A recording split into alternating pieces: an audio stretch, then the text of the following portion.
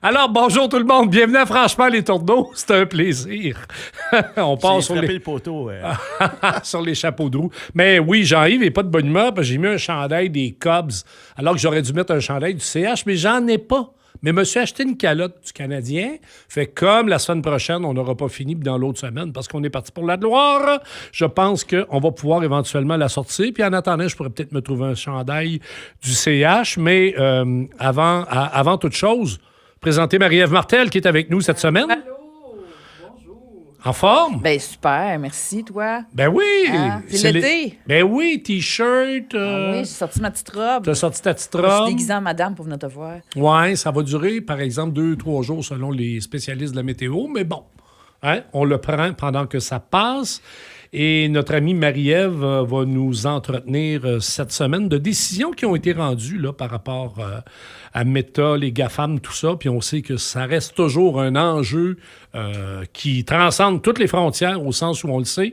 On a entendu PKP encore récemment sortir pour dire que c'est effrayant. Faut qu'il coupe des conditions salariales, des conditions de travail du monde, puis que lui, il paye ses taxes puis ses impôts. On peut pas dire que c'est pas vrai et qu'il y en a d'autres qui devraient en payer des taxes puis des impôts qui n'en payent pas parce qu'ils transcendent au-dessus des économies nationales. Hein. Ils sont au-dessus des lois, sont chum avec Trump, puis évidemment, ils mettent pas souvent la main dans leur poche, alors qu'ils siphonnent notamment des revenus publicitaires, que ce soit à la radio comme au FM 103.3, chez Québécois et partout à travers le Québec. Donc, on va aborder cette question-là après mon petit éditorial. Et aujourd'hui, on va parler de pauvreté.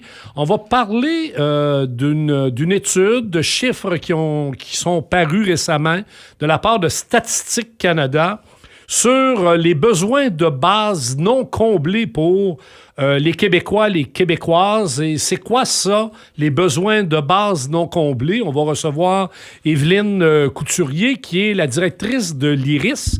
L'IRIS, qui est l'Institut de recherche et d'information socio-économique. Elle a publié un texte. Ils ont publié des études à partir des chiffres de Statistique Canada. C'est plus de 500 000, je pense que c'est autour de 600 000, qui vivent dans l'extrême pauvreté au Québec. Et dans le fond, pour leur permettre de sortir la tête de l'eau, ça prendrait 4,5 milliards, pas 40 milliards, 4,5 milliards d'argent investi, soit dans leur poche, par des augmentations du salaire minimum ou autre, ou encore par un meilleur filet de sécurité sociale, parce qu'on sait qu'il rentre de l'argent dans ta poche, mais il en sort de plus en plus. Parlez-en aux travailleuses et aux travailleurs qui sont obligés de payer pour avoir un médecin de famille. Parlez-en aux travailleuses et aux travailleurs qui sont obligés de payer un neuropsy dans le secteur privé pour faire évaluer les problèmes de leurs enfants, parce que dans le secteur public, ça n'existe à peu près plus. Sinon que de s'inscrire sur une liste d'attente à Sainte-Justine pendant 2 ans minimum. Donc, la question de la pauvreté, même si les autres font « je ne veux pas le savoir, je ne veux pas le voir », puis surtout, ne taxons pas comme les méchants de Québec solidaire qui proposent 1% sur un patrimoine net de 25 millions. Parce que ça a l'air qu'ils vont s'en aller si on les taxe de 1%, imagine-toi. Ces gens-là, ils peuvent pas faire un effort supplémentaire pour que, par exemple, on réduise les inégalités sociales, par exemple, on mette quelque part des sous dans le système pour faire en sorte que le monde soit capable de payer le panier d'épicerie, de payer l'augmentation faramineuse du coût des loyers, combler la crise du logement. Mais ça, évidemment, les riches ne veulent pas en entendre parler parce que quand on leur parle de ça, eux, ils n'en ont pas de problème parce qu'ils sont capables de se payer un médecin, puis ils sont capables d'envoyer leurs enfants à l'école privée, puis ils sont capables de continuer à voyager 3 puis 4 fois par année et ça ne les intéresse pas de partager. Alors que le problème de notre monde actuel, plus que jamais, avec l'arrivée de Donald Trump. Rappelez-vous une chose, Donald Trump, le premier décret qu'il a signé aux États-Unis, c'était de baisser les impôts des plus riches. Puis j'entendais des entrepreneurs américains, pas plus tard que la semaine dernière, dans l'acier, notamment dans la région de Pittsburgh, qui disaient « Moi, on a baissé mes impôts, mais on n'avait pas besoin de baisser mes impôts. Je suis déjà riche. » Archi riche. Mais ces tarifs douaniers font en sorte que je suis obligé de congédier 30 puis 40 % de mes ouvriers qui, eux, gagnent à peu près 70 000 par année. Fait que, est-ce que les gouvernements qui sont au pouvoir s'inspirent de M. Trump?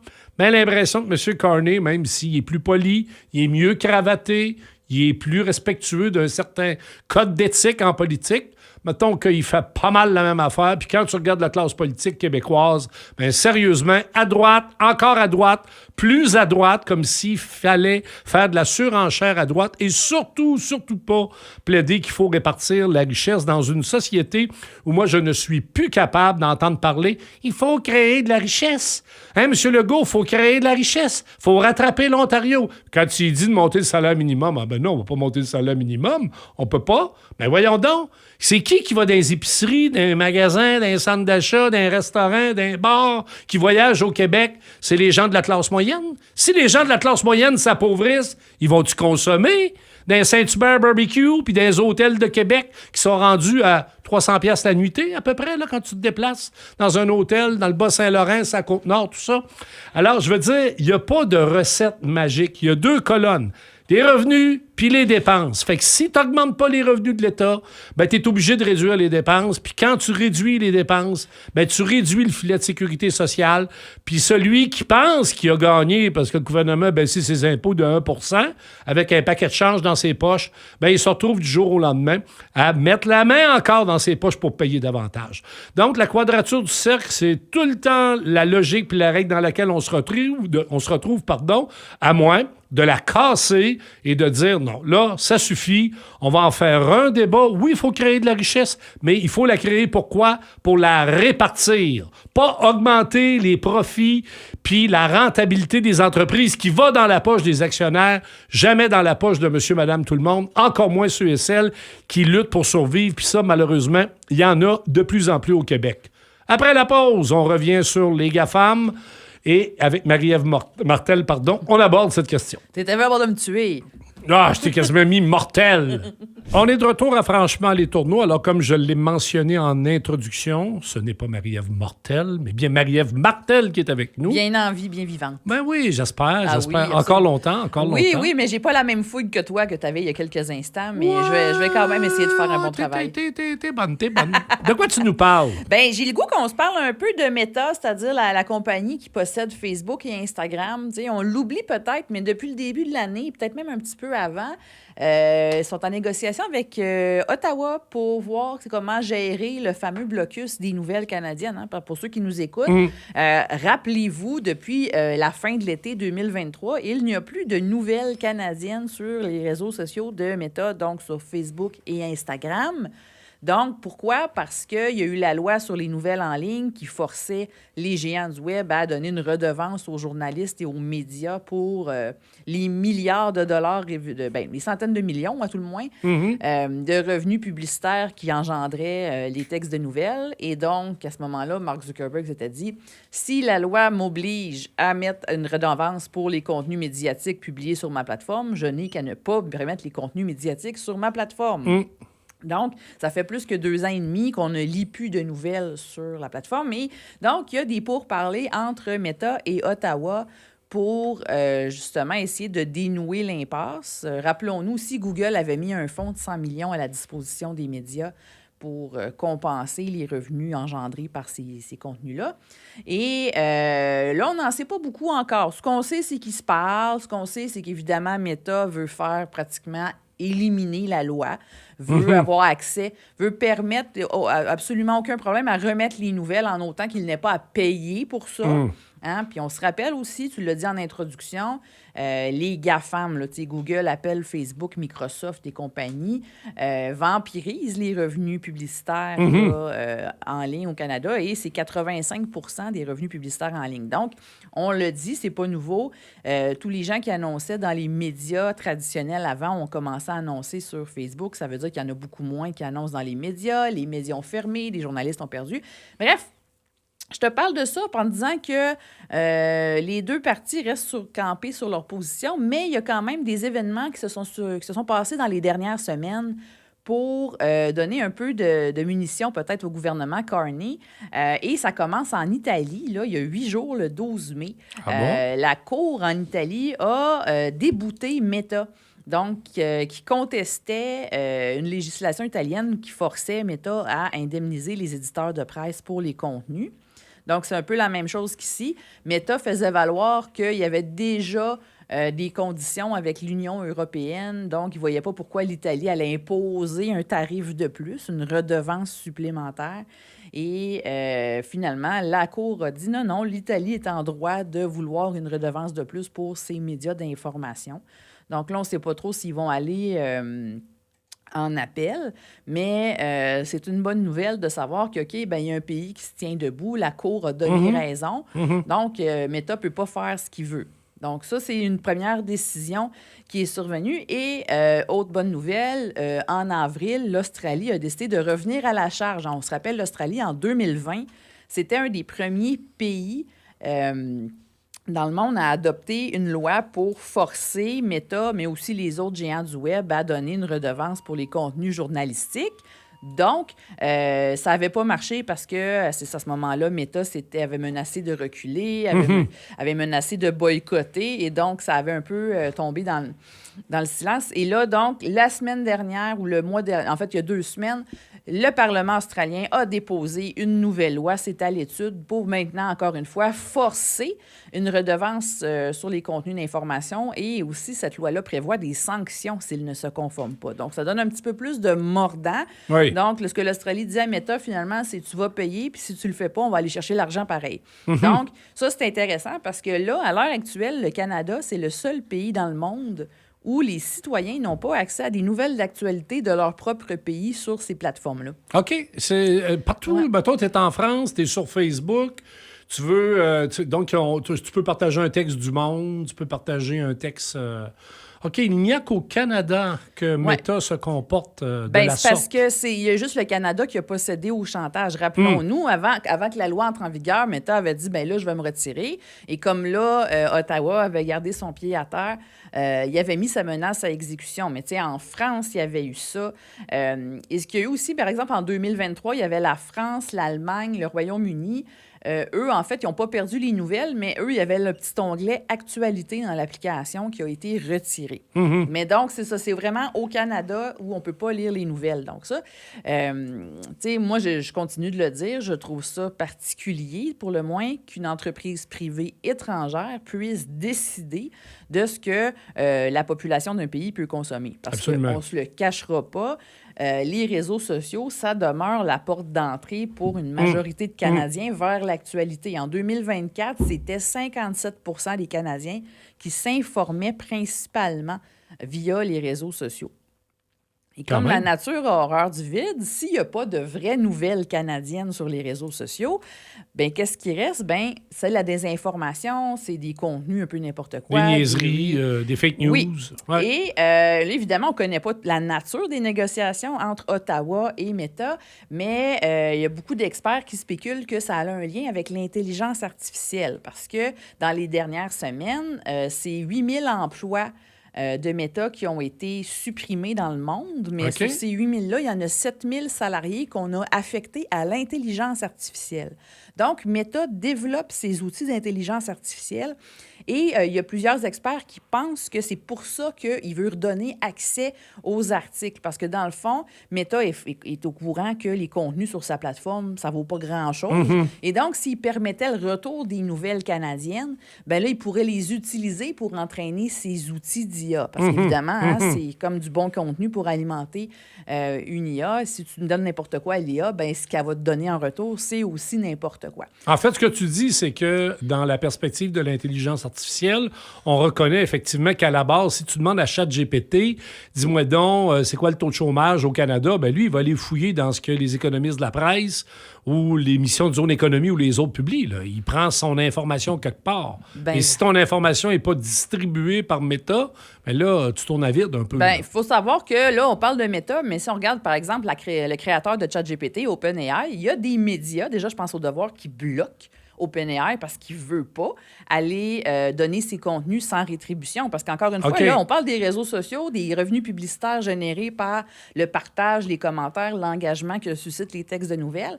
Mais encore là, les intelligences artificielles qui s'entraînent avec des textes de nouvelles, là, il y a un enjeu de licence, de droit d'auteur. Oui, qu'est-ce qu'on donne? Parce que le travail de recherche, ce sont des journalistes qui le font.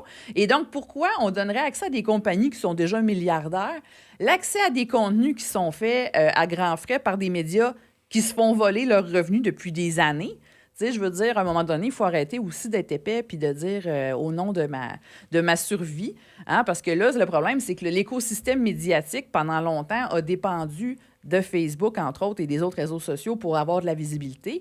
Et il s'est passé qu'il y a eu une espèce de laxisme aussi au niveau réglementaire, mais je me dis, qui a vraiment besoin de Facebook dans la vie pour s'informer? La réponse, c'est personne. Ben, t'as-tu vu ce que c'est devenu, en plus? C'est possible de s'informer ailleurs, mais justement, on a le pouvoir, nous, bon, autant comme État que comme population, de dire, ben ces réseaux-là, on les a mis au statut qu'ils ont. Je veux dire, Facebook, ça fait des revenus beaucoup plus importants que le PIB de plein de petits pays d'Europe ensemble. Tout à fait. Donc, on les a mis à ce niveau-là. On peut aussi les ramener en bas. Parce qu'à un moment donné, c'est ça.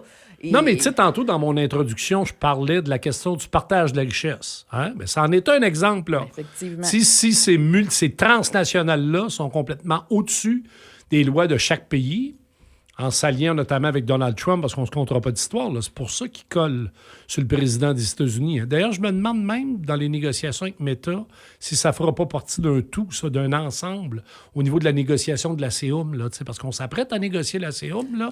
Fait que ça ne m'étonnerait pas que les Américains reviennent avec ça aussi. Là. Bien, ça va être à suivre, ça va être un débat très intéressant parce que ça reste que l'information, je le dis tout le temps quand je viens, j'ai l'impression de radoter, c'est un outil démocratique. C'est un outil démocratique indispensable. Donc, je trouve ça un peu bizarre qu'une compagnie privée étrangère ait autant de pouvoir dans la manière dont nous, on s'informe. Tout à fait, tout à fait. Donc, M. Pellado a un peu raison quand même de lever ce drapeau-là depuis quelques années. Là. Absolument. Je veux dire, M. Pellado, on peut trouver des bébites, mais sur le fond, il a absolument raison. Puis ça fait partie du contexte aussi de souveraineté informationnelle. Au Québec, on est chanceux parce que vu qu'on a une culture francophone, on est moins touché, par exemple, que nos collègues ailleurs au Canada qui sont noyés dans la culture américaine. Puis même le nombre de journalistes, on a beaucoup plus de journalistes au Québec qu'ailleurs au Canada. Oui, tout à fait. Oui. Ben, faut bien que ça donne quelque chose. Hein? À un moment donné. Eh bien, merci, Marie-Ève Martel. C'était très bien. Alors, tu restes avec nous. Absolument. Parce que le reste de l'émission va être extrêmement passionnant avec notre invité qu'on va recevoir après cette pause. On est de retour à Franchement les Tourneaux. Alors, comme je l'ai mentionné en introduction, on va recevoir Évelyne Couturier, qui est de l'Institut de recherche et d'information socio-économique, qui est chercheuse depuis une vingtaine d'années, n'est-ce pas, Évelyne? Déjà. Ben oui. Hey, je suis tellement content que tu sois là. Enchantée, moi aussi. Oui. J'ai reçu pas mal de monde d'Iris dans le passé sur différentes thématiques, mais là, j'avais envie de dire la plus ancienne, tiens. Je suis la doyenne. La doyenne, malgré ta jeunesse. Marie-Ève Martel est toujours avec nous pour cette deuxième partie de l'émission. Alors, Évelyne, tu as signé, je pense, le 13 ou le 14 mai dernier, donc c'est tout récent, un papier qui aborde évidemment la question de la pauvreté et de ce que Statistique Canada a publié comme données récentes, avec une façon de mesurer le panier de consommation qui t'amène à conclure, ou qui amène Statistique Canada à conclure qu'il manque à peu près 4,5 milliards dans les poches ou en programme pour les gens qui sont extrêmement pauvres, de sortir peut-être la tête un petit peu de l'eau. Oui, bien, il faut commencer avec la base. Statistique Canada publie depuis des années ce qu'on appelle la mesure du panier de consommation, qui est une mesure panier de couverture de besoins, qui fait une espèce de budget pour dire c'est quoi le strict minimum qu'on a besoin dans nos poches dans différentes villes, dans différentes tailles de localités à travers le Canada. Fait qu'il y a le MPC pour Montréal, pour Québec, puis au Québec, après ça va par taille de la ville.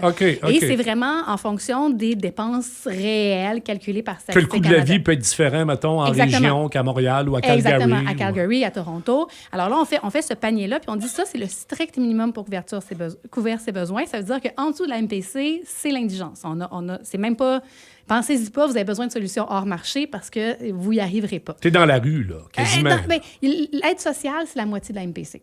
Fait que t'es pas dans la rue, mais t'as pas assez. L'aide sociale, c'est pour une personne seule dans une année? Pour une personne seule, c'est à peu près 12 000, 13 000 Puis puis selon l'étude? C'est 25 à 26 000 pour sortir de la pauvreté. Puis pour couvrir ses besoins. Puis ça, c'est Statistique Canada qui le dit, qui est calculé. Puis encore là, je donne les chiffres pour Montréal. OK, c'est pas un institut de recherche marxiste de gauche. Mais l'IRIS, qui est un institut de recherche progressiste et fièrement progressiste, il y a plusieurs années, on s'est demandé, est-ce qu'on peut utiliser la MPC pour parler d'autre chose que de couverture de besoins? Parce qu'on s'entend, le gouvernement fédéral dit que c'est la mesure de pauvreté officielle, mais couvrir le strict minimum de ses besoins, théoriquement, Ça ne veut pas dire réussir à répondre à ses besoins, ça ne veut pas dire sortir de la pauvreté.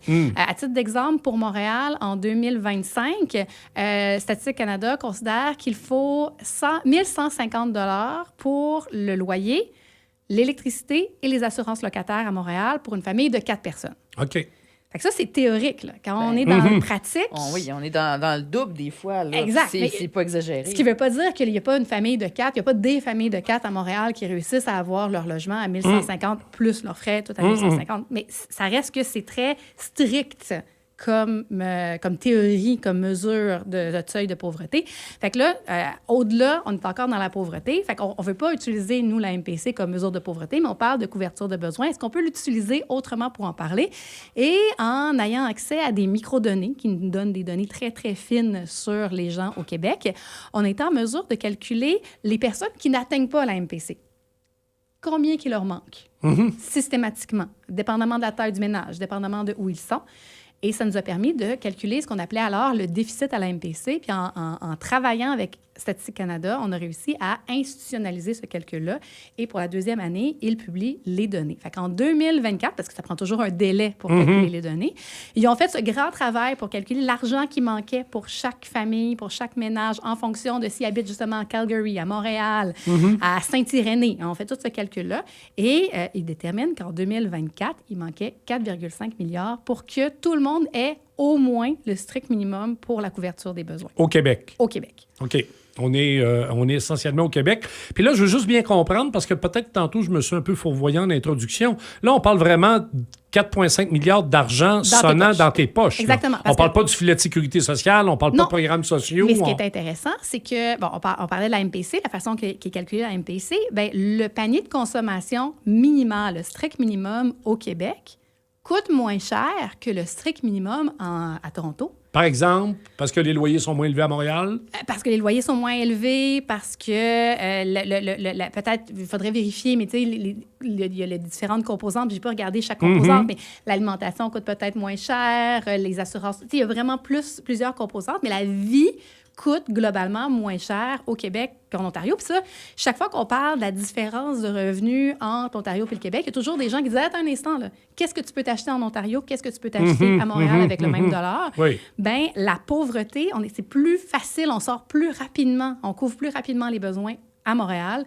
qu'à Toronto ou qu'à Vancouver. OK. Puis ça peut-tu vouloir dire que notre filet de sécurité sociale, même s'il a été malmené par les politiques néolibérales depuis 20, 25, 30 ans, qu'il se maintient quand même encore un minimum de services? Moi, je pense que oui. Mais maintenant, la MPC, c'est un peu technique. Il ne prend pas en considération des dépenses qui sont spécifiques à un type de ménage. Par exemple, 4 personnes qui habitent ensemble n'ont pas nécessairement besoin d'un service de garde, mais 4 personnes qui habitent ensemble ont nécessairement besoin de faire l'épicerie. Fait que l'épicerie est dans la MPC, les services de garde ne sont pas dans la MPC. OK, juste là, les besoins, bon, évidemment, se loger, se nourrir. Se déplacer. Se déplacer, donc le transport en commun. Transport en commun ou achat de voiture, dépendamment acheter ton vélo, peu importe. Oui, se vêtir. Puis après ça, les autres dépenses, participation sociale, ameublement, produits d'hygiène. OK. Fait que tu vas pas à Orlando avec les enfants dans le temps des fêtes. Non. Comme je te disais, tu habites dans un logement qui n'est pas dans les normes de la MPC, bien, il faut que tu coupes dans ton alimentation. Il n'y a pas d'espace pour les imprévus, il n'y a pas d'espace pour les chips, il n'y a pas d'espace pour grand-chose. Il n'y a pas d'espace pour la dignité non plus. Hein? Non. Tu sais, parce que, je veux dire, t'as beau faire avec peu, il y en a qui réussissent très bien puis sont ingénieux, mais c'est ça. Et puis tu parlais au début, tu sais, justement, tu sais, c'est ce que ça prend pour arriver, mais ça en prend un petit peu pour dire on va améliorer notre qualité de vie. C'est pour ça, entre autres, qu'à l'IRIS, on a développé l'indicateur du revenu viable. On s'est dit, la stricte couverture des besoins, c'est là. En dessous, c'est l'indigence. En dessous, tu n'y arrives pas.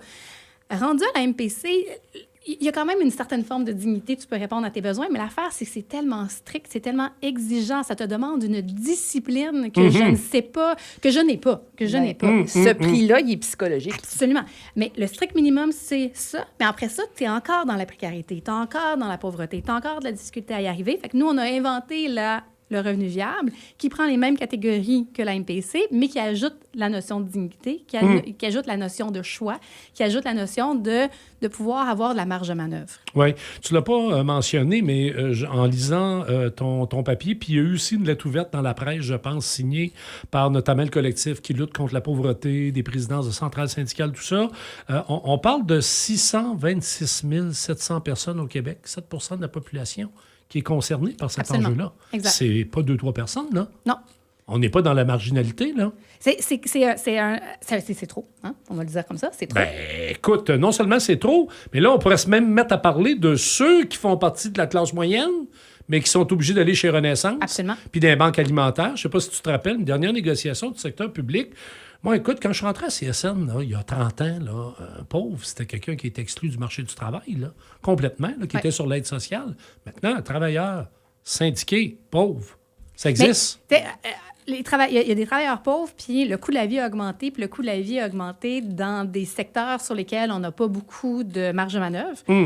Si on a un 5,5, on est locataire, on a un 5,5, on n'a pas beaucoup d'argent pour répondre à ses besoins, on ne peut pas appeler le propriétaire et dire aujourd'hui, je vais te payer, pour ce mois-ci, je vais te payer un 4,5 à la place. Je n'irai pas dans la chambre à coucher pendant un mois. Je la payerai pas. Tu peux pas faire ça. Non, faut que tu trouves un coloc. Ben oui. Tu peux l'essayer. Mais il y en a qui vivent dans leur voiture, hein, l'itinérance invisible aussi, qui se promènent de personne en personne. Il y en a plus qu'on pense. Quand on a l'inflation qui est centrée principalement dans le logement, dans l'alimentation, c'est difficile de couper. Maintenant, il existe des solutions hors marché qui sont pas toujours faciles à trouver. Pour une personne qui travaille, justement, ben, trouver une place dans une coopérative, dans du logement social, c'est pas évident. Les listes d'attente sont longues. Aller chercher de l'aide alimentaire, ça peut être stigmatisant. Il y a une question de dignité, c'est pas toujours évident. Il existe des solutions hors marché, mais et c'est important que tout le monde se sente à l'aise d'aller en chercher. Mais quand on parle des 700 quelques mille personnes qui sont sous la MPC, bien, l'aide sociale ne permet pas d'atteindre la MPC. La solidarité sociale, quand on a un empêchement majeur à longue durée, ne nous permet pas d'atteindre la MPC. Le nouveau programme qui a été mis en place en 2023, qui s'appelle le revenu de base, qui permet aux personnes qui ont des incapacités majeures pendant de nombreuses années, ne nous permet pas non plus d'atteindre la MPC. Exactement. Oui. Ça nous approche chaque fois un peu plus, mais on ne l'atteint toujours pas. Fait que c'est sûr que quand nos aides de dernier recours ne nous permettent pas de soulever les personnes pour qu'ils atteignent au moins leurs besoins de base, mais c'est sûr qu'on va avoir des centaines de milliers de personnes qui n'y arrivent pas. Là. Les gens qui sont au salaire minimum, on risque-tu de les retrouver là? Juste en haut. Mais il faudrait que je vérifie. Imagine. Il faudrait que je vérifie parce que je pense que ça varie d'année en année. Mais en 2026, pour les dernières données qui sont disponibles sur les calculs que j'ai faits pour le revenu viable, on était juste au-dessus de la MPC. Fait qu'on était en dessous des autres mesures de pauvreté. On était bien loin du revenu viable, mais on était juste au-dessus de la MPC. On était à 1 ou 2 de l'augmentation du coût de la vie pour franchir la ligne, finalement. C'est quelques points de pourcentage. Ça coûte cher. Oui. Oui, tout à fait, tout à fait. Mais en même temps, quand on écoute la classe politique, on nous dit, mais au salaire minimum, c'est les étudiants puis les étudiantes. Ben non, mais tu sais, ça ne tient pas de bout, là. Je veux dire, va vendre ça à quelqu'un, toi, dans ton appartement. Parce que le salaire minimum est aussi utilisé comme salaire de référence. Bien sûr, le salaire minimum, quand tu regardes les statistiques, c'est un plus haut pourcentage de jeunes. C'est la majorité travaille à temps partiel. Tout ça, c'est vrai. Mais c'est le salaire qui va être utilisé pour que quand tu trouves un emploi à temps plein, ils vont te dire, je te paye 2 $ de plus que du salaire minimum. Bien sûr. Fait que tout ça découle de l'un de l'autre. Mais oui, puis même quand tu négocies une convention collective, tes bas salariés, souvent, vont s'accoter comme référent sur le salaire minimum. On a fait pas mal le tour de la question, mais après ça, le 4,5 milliards, j'aimerais, après la pause, qu'on se demande où on le prend. Parce qu'à Iris, vous travaillez aussi sur différentes formules. J'ai parlé dans mon introduction tantôt de la proposition qui a été faite par Québec solidaire, sans aucune partisanerie, mais qui était de taxer de 1 % les patrimoines de 25 millions, qui rapporterait à peu près ça, 4,5, 5 milliards magie. Après la pause, on revient avec Evelyne là-dessus.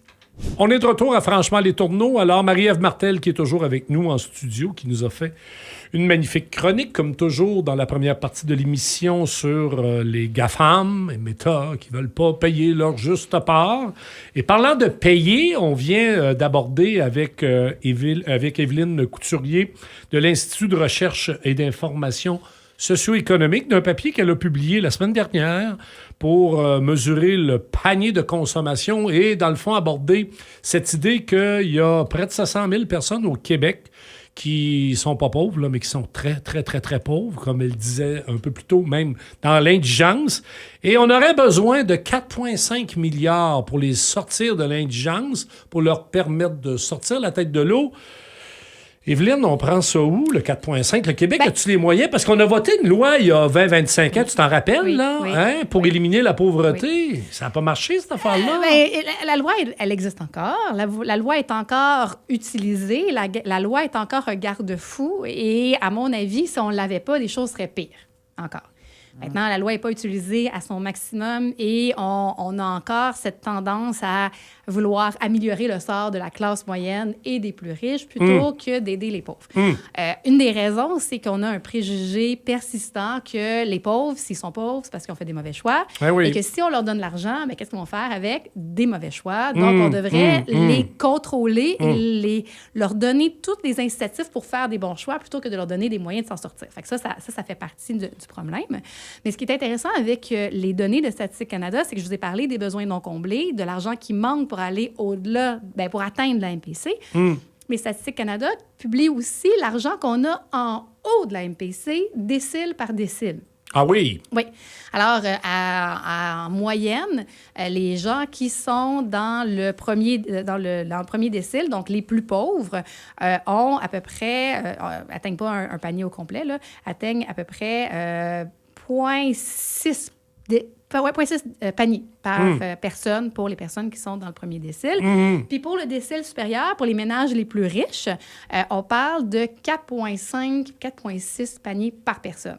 C'est beaucoup plus de moyens. Ça, c'est les mêmes là, qui ne peuvent pas payer 1% sur 25 millions de patrimoine net. Par exemple. Parce qu'ils vont aller vivre aux États-Unis ou en Ontario. Je parle juste de revenus, là. Je parle pas des patrimoines. Là. Je parle juste de l'argent qu'on reçoit dans notre revenu. Bien sûr. Fait que, avec les données de Statistique Canada, on voit l'argent qui est en haut de la MPC, puis le 4,5 milliards de dollars, c'est même pas en fait, les personnes qui sont dans le 9e décile, dans le 10e décile, là, je suis un peu technique, là, j'ai les chiffres. Non, mais c'est bon, je les ai pris en note. Moi, là, je les ai ici, effectivement. Donc, tu te suis. Le 10e décile a augmenté sa richesse de plus que le 4,5 milliards de dollars dans la dernière année. Fait qu'il existe de l'argent.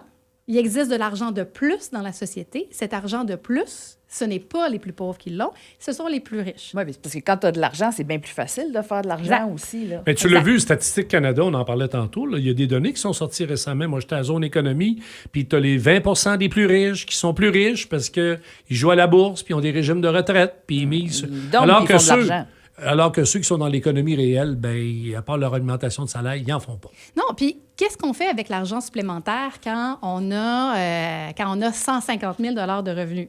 On a 150 000 de revenus. Je vous donne 5 000 de plus. Qu'est-ce que vous allez faire? On le place. Vous allez le placer. Vous allez peut-être faire un voyage international dans un pays ensoleillé, faire du tourisme. Vous n'allez pas l'investir dans votre communauté. Vous avez 15 000 de revenus nets. Je vous donne 5 000 Qu'est-ce que vous allez faire? Oui, mon Dieu, hein? Tu changes la voiture qui scrape. Tu payes les livres d'école. Tu payes les vêtements des enfants. Tu payes ton épicerie.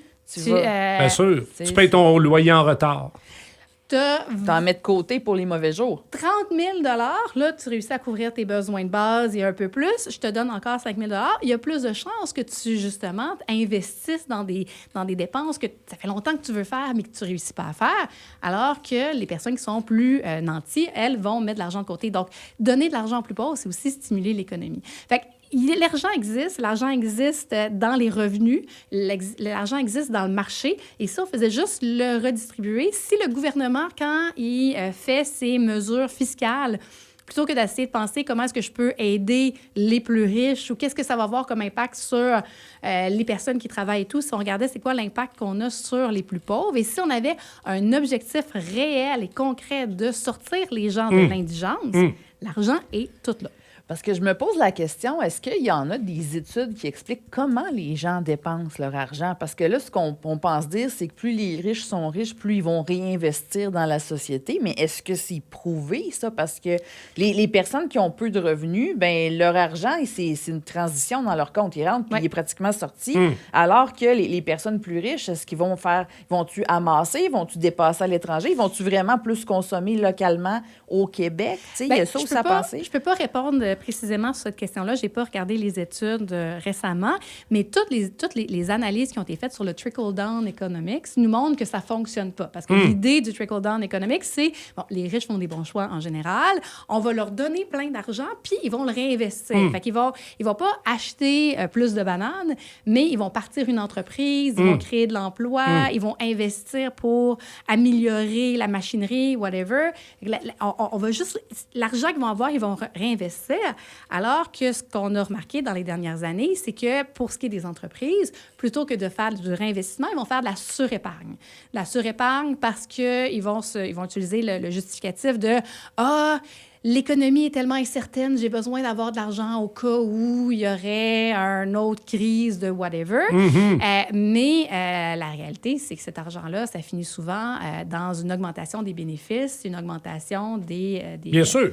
Du rendement dans la poche des actionnaires. Pas dans la poche des travailleurs et des travailleuses. Non, en général, c'est pas ça. Puis, il y a un de tes collègues, Colin Pratt, qui a fait 2 bons papiers qui sont publiés sur le site de l'IRIS où il parle du Grand Prix, avec les centaines de millions de profits, voire de milliards qui sont faits par une entreprise que moi, je connaissais pas, Liberté Média, qui investit, par exemple, au Luxembourg. Puis il paraît qu'au Luxembourg, tu peux avoir les chiffres, contrairement à d'autres paradis fiscaux comme les îles Caïmans.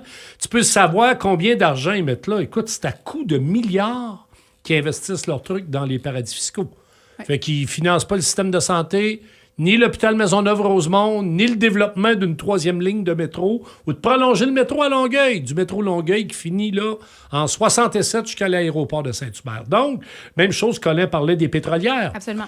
M. Carney a baissé la taxe pour nous permettre de... Vous avez vu le prix de l'essence? Il est encore élevé parce qu'il a augmenté les coûts de raffinage. 6 milliards de profits, Colin disait dans son étude. 6 milliards de profits en hausse de 4 milliards dans les premiers mois de la guerre pour les pétrolières canadiennes.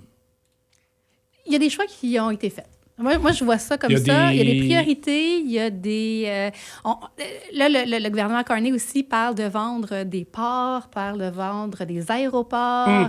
Il privatiser. Privatiser, faire de l'argent. Puis il y a des a priori, il y a des gagnants là-dedans.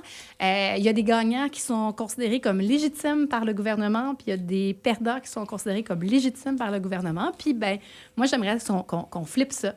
Et qu'on travaille à améliorer la vie des gens qui peinent à répondre à leurs besoins. Puis ça, il y a 2 manières de le faire. Je veux dire, il y a plein d'argent qui est disponible. Il faut juste l'investir au bon endroit et de la bonne manière.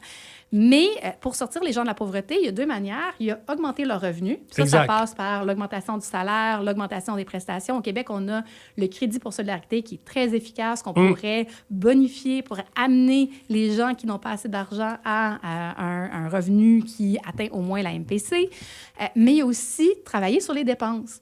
Parce que si on fait juste toujours ajouter de l'argent dans le compte en banque des gens puis que le loyer continue à augmenter au rythme qu'il fait, il va juste falloir continuer d'arroser sans jamais régler le feu. Là. On n'est pas en train d'éteindre le feu. Evelyne, il nous reste 2-3 minutes. Parle-nous d'IRIS. L'IRIS, c'est un institut de recherche progressiste qui a été fondé en 2000. Alors, je n'étais pas là à tout non, tu n'étais pas là au début, toi? Non. Je suis arrivée 5-6 ans plus tard.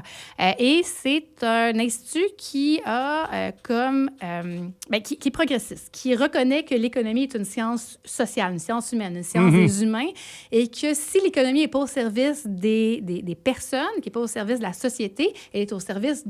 Ça vaut pas la peine, c'est pas intéressant.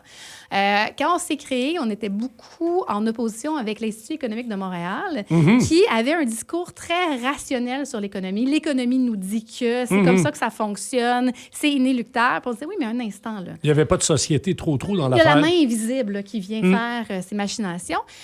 Nous, on voulait ramener la question de l'égalité, de l'équité, de la réduction des inégalités, de la richesse collective. Et donc, on a commencé à faire nos travaux comme ça, puis on publie une dizaine de rapports étoffés, des centaines d'articles, on donne des conférences. Et notre objectif, c'est vraiment de donner des outils pour décoder la société. Mais de plus en plus aussi, on essaie de réfléchir pas juste à ce qui va mal, mais comment on pourrait faire que les choses aillent mieux, d'essayer de penser à des solutions. Et on est une petite équipe de 10 personnes, mais on est une équipe, je pense, assez efficace. Oui, tout à fait. Moi, je vous avais connu à l'époque quand j'étais à la CSN parce qu'on était partenaires et on travaillait avec vous. Et il y avait eu une publication de 5 chantiers pour le Québec. J'ai remis le nez là-dedans, puis il y a encore du stock pas mal intéressant. C'est encore très, très, très pertinent. J'invite le public à aller sur la page de l'IRIS, puis non seulement lire les papiers, mais peut-être contribuer aussi, parce que c'est le soutien financier de monsieur, madame, tout le monde. Devenez membre, devenez donateur si vous êtes capable, c'est toujours très apprécié, mais tous nos papiers, toutes nos données sont disponibles gratuitement, c'est vraiment important pour nous. Evelyne Couturier, je vais te réinviter. C'est assuré. Madame Martel, merci infiniment pour votre présence. Il en reste quelques-unes d'ici les vacances. On va peut-être faire un petit spécial fin juin autour de la Saint-Jean. C'est pas encore attaché, mais ça se pourrait que j'invite toute la gang à faire un spécial d'1h30. Le Québec que nous voulons, ce serait bon, ça, hein? Surtout qu'on s'en va en élection, là. Ça serait pas mal intéressant. C'est déjà tout pour Franchement les Tourneaux. On se voit la semaine prochaine. Je vous laisse en compagnie avec mon ami Jean-Yves Lemay. FM 103.3